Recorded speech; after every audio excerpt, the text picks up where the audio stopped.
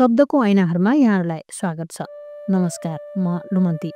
आज म यहाँहरूलाई साहित्यकार मञ्जुश्री केसी प्रधानद्वारा लेखिएको एउटा अनुहारको खोजीमा कथा सुनाउँदैछु, उहाँकै पर्खालभित्रको प्रेम पुस्तकबाट। आजकल तस्बिर पुरानिँदै आकृति धमिनिँदै गइरहेछ।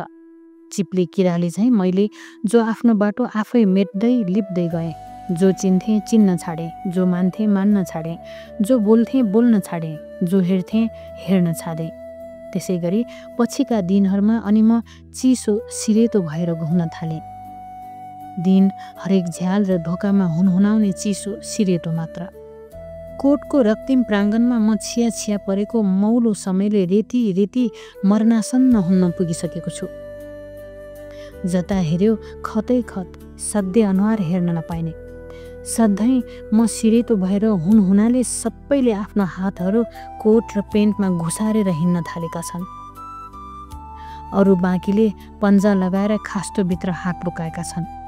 यो सहर न यस्तो छ जसको पनि हात हेर्न नपाइने, कारण यहाँ हरेक नङमा रातो खाता छ। नत्र त सत्यता खुल्छ, व्यक्तित्व बोध हुनेछ।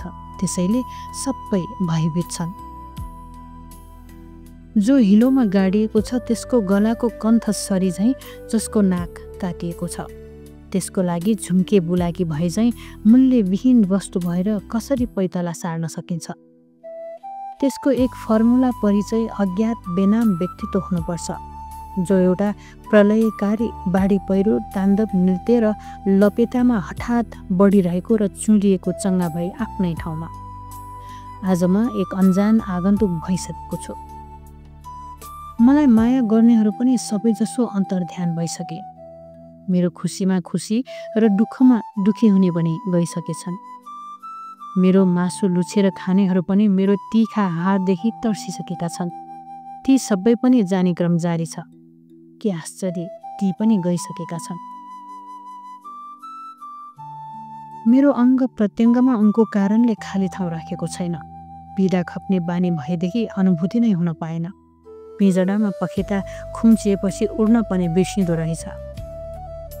आपतहरू हुल बाँडेर आएदेखि सामना गर्ने बानी बस्दो रहेछ। जिन्दगीभर मरी मरी बाँच्नेका लागि केही क्षण बाँच्न दिनुपर्छ, नत्र ऊ सधैँ मरे तुल्य नै हुनेछ।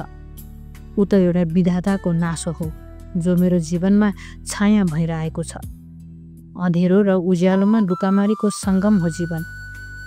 जीवनबाट समय झिकिदियो भने धाम बनाएर झिकेको भुस मात्रै बाँकी हुनेछ।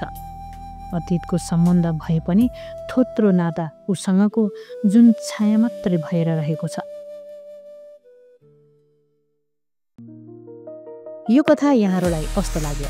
यदि यहाँहरूलाई मन परेमा सेयर गर्नुहोला, लाइक गर्नुहोला र थप यस्ता कथाहरूका लागि शब्दका ऐनाहरू च्यानललाई सब्स्क्राइब गर्नुहोला।